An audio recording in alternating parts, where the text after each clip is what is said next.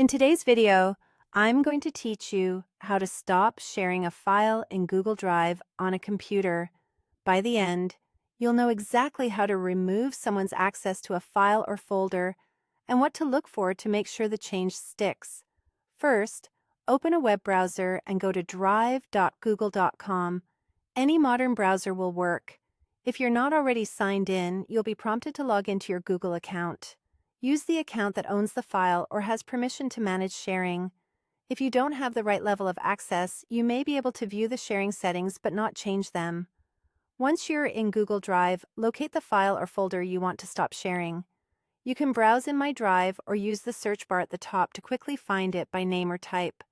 If you're not sure where it lives, filtering by Owned by Me or checking Shared with Me can help narrow things down. When you've found the item, right-click it to open the context menu.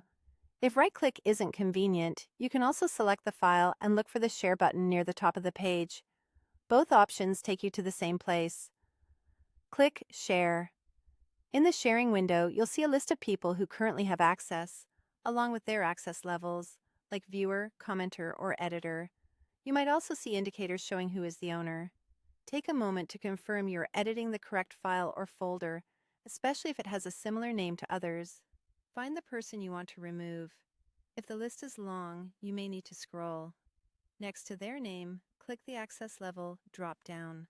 This is where you can change someone from editor to viewer, for example. But since we want to stop sharing entirely, choose Remove Access. This removes that individual's permission, so they'll no longer be able to open the file or folder. After selecting Remove Access, click Save to apply the changes.